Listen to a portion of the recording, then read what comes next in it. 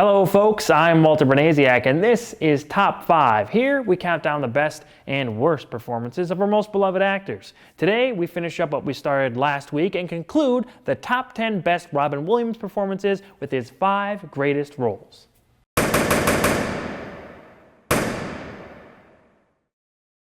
As stated last week, I decided to do a top 10 best of Mr. Williams, so if you want to see 10 through 6, go back and check out last week's video. I know a few of you still might want to see what my top 5 worst Robin Williams performances were, so if you're interested, follow me on Twitter at awesome_Walter, and I'll make a post about it on there soon. It's been a little over 2 years since Robin passed away, and that wound is still pretty fresh for a lot of people. I think it's important that we remember what a truly unique talent he was. So let's finish off this supersized list. These are the top 5 best performances from Robin Williams. Number 5. John Keating in Dead Poets Society. People love this role from Robin Williams. That Seize the Day speech is still an all-time cinema highlight. Carpe diem! English teacher John Keating just started his new job at an all-boys prep school. The students are always under very heavy pressure from the school and their parents to live up to extremely high standards. Keating's unique teaching approach inspires the students, but upsets their parents and his peers. Regardless, Keating's classes encourage his pupils to pursue their dreams and seize the day. Williams goes full-on inspirational here. It's one of the roles he's most remembered for, and it created some very iconic quotes.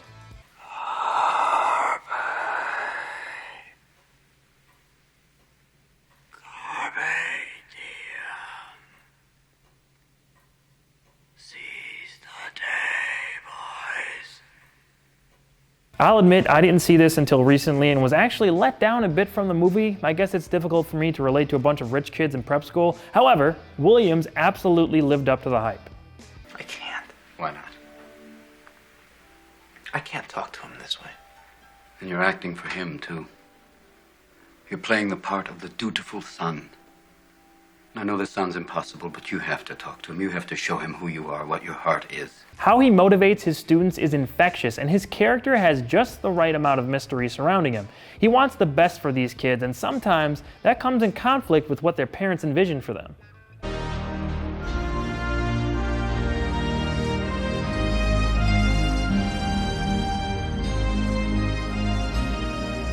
Thank you, boys.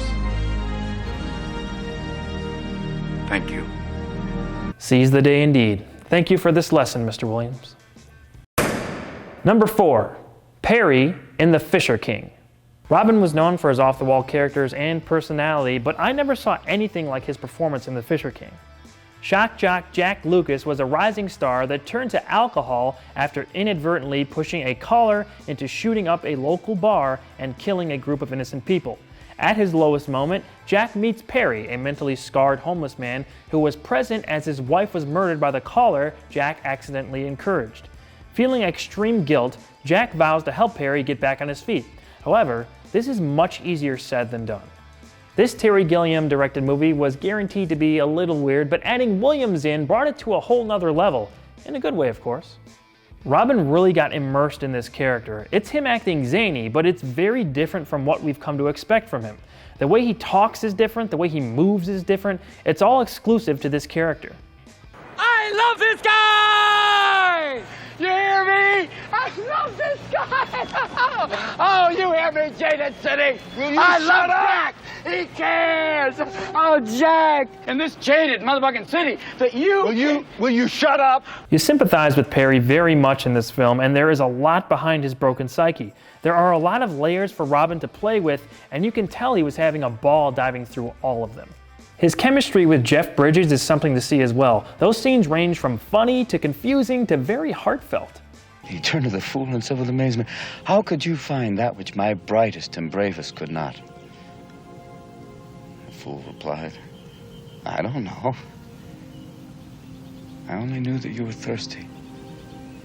Also, his scenes with Amanda Plummer, who plays Lydia Sinclair, are enjoyably peculiar. One of them leads to a visually stunning scene. No! No! Please, let me have this.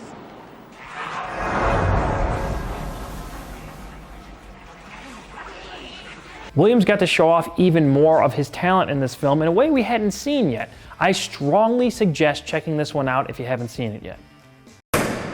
Number 3, Daniel Hillard in Mrs. Doubtfire. Hello! Another signature Robin Williams role. We see him create something special in Mrs. Doubtfire. Daniel Hillard is a voice actor with a troubled marriage that ends when his wife, Miranda, asks for a divorce. She is granted custody of their 3 children, with Daniel receiving limited visiting rights. However, that's not nearly enough time together for Daniel or his kids. As Miranda searches for a housekeeper, Daniel decides to disguise himself as an old Scottish woman named Mrs. Doubtfire.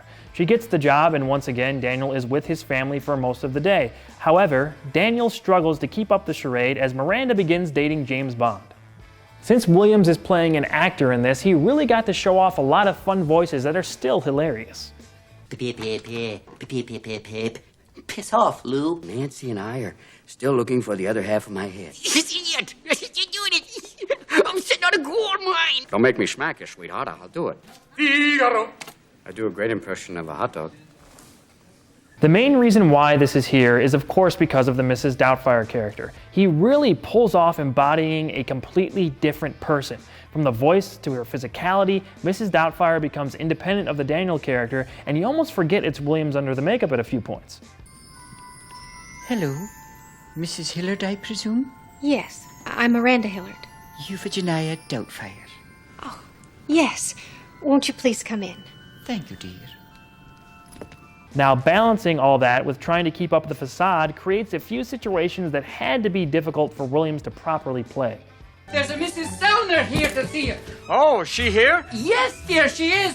Oh, Mrs. Sellner, I just got out of the shower. I think you'll be very pleased with me. I've been through some really interesting changes.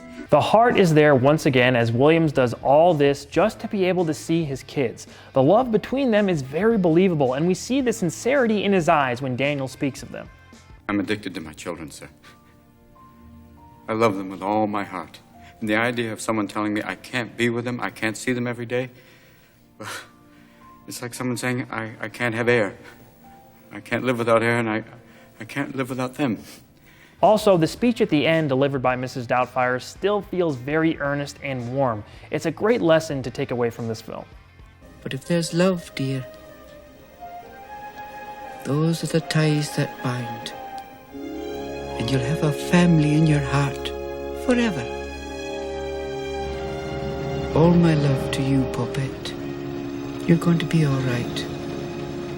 People remember Mrs. Doubtfire, and that lasting character helped it reach number 3 on this list. However, it's not quite Williams at his peak.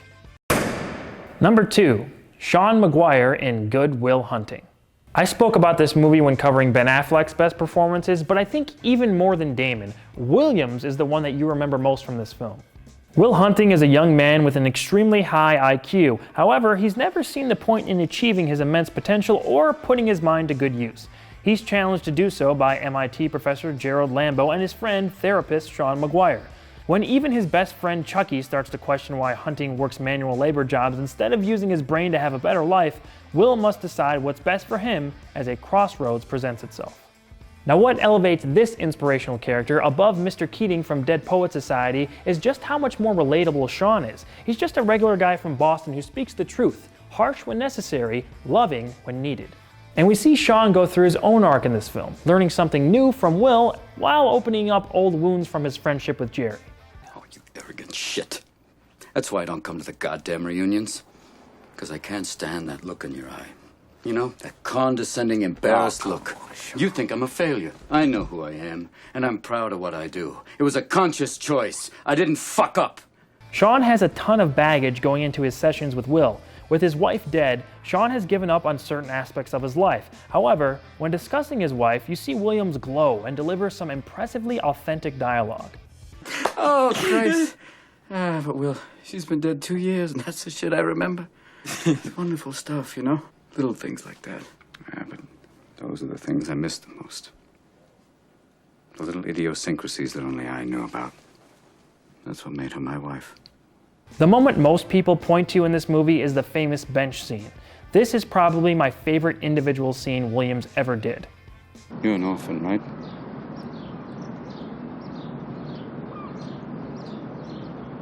Do you think I'd know the first thing about how hard your life has been? How you feel?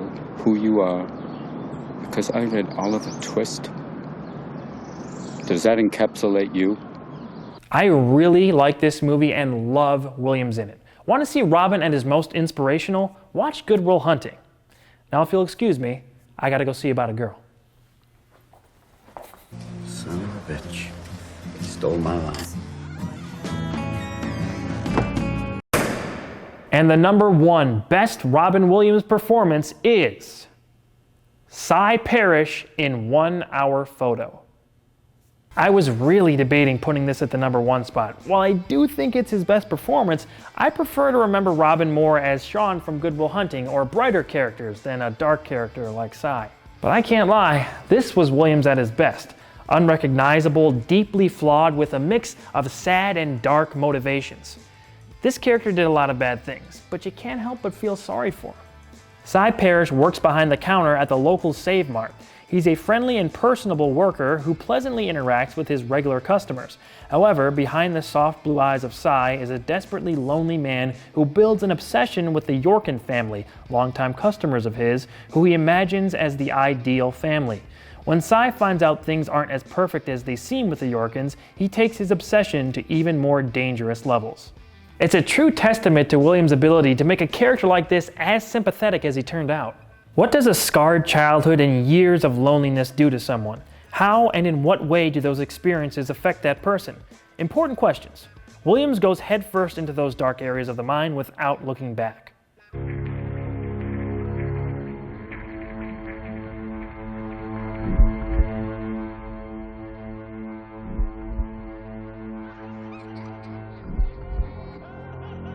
The Cy character wants a family, but his life is turned out in a way that leaves him in a very lonely state of mind, where all he has is his job and the pictures he develops for that job.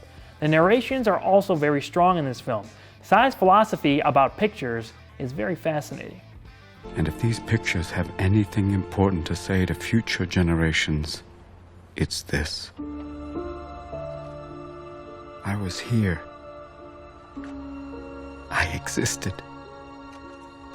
I was young, I was happy, and someone cared enough about me in this world to take my picture. I should talk a bit about the visuals in 1 Hour Photo. The director, Mark Romanek, has only directed 3 films. He's usually a music video director. His attention to visual detail is displayed in beautiful symmetrics combined with a dreamlike haze of sameness, occasionally accompanied by some disturbing images that create a very unique look. Cy is eventually tracked down by S.H.I.E.L.D. and we get a climax that fits in with the movie, but goes very heavy for the shock value. I could have done without that last part, but it doesn't change my opinion on Williams' performance. It's a haunting portrayal of a scarred person who is very different on the inside compared to what his appearance suggests. I want to hear what you guys think. What is your favorite Robin Williams movie or performance?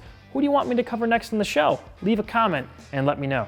Follow me on Twitter at @awesome_Walter to take part in more polls about who I may cover in the future. All right, guys, I just wanted to talk to you without a script really quick. This is just me talking.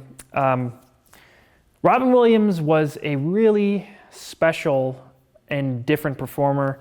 And the reason this took me so long to get through is just because I was so, I hate to use the word, but I was pretty devastated when he died, especially how he died and everything that happened at the end there. So this was pretty cathartic for me to go back and watch his movies. I haven't been able to. I just haven't been able to watch Hook, especially for whatever reason really gets to me. But Hook and Jumanji and all those movies that I grew up with, Mrs. Doubtfire and everything, really were a staple of my childhood when I was younger, and Aladdin, of course.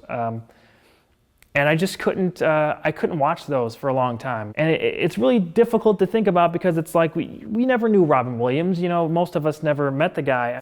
This is a very difficult thing to think about because it's like, what do we connect with him? It's the emotions. It's a shared experience. It's that he made us laugh for so long in so many different ways, or he made us feel sad. He made us feel emotion. And I think that is the goal of any actor or any entertainer, is that you want to have a shared experience with someone. And Robin Williams wasn't like my favorite actor ever, but I appreciated him so much, and I and now that he's gone, it's just something that you look back on and it's like you feel like you knew him. And I didn't know him, obviously none of us did really, but that's powerful, and I think that is important, and I think that that's something that any actor or entertainer, like I said, should strive towards. So I'm gonna miss Robin Williams. This is sort of my goodbye to him. So thank you for watching, everybody. This was a difficult episode to do, but got through it, and I know a lot of people are feeling those same emotions. So to live To live will be an awfully big adventure.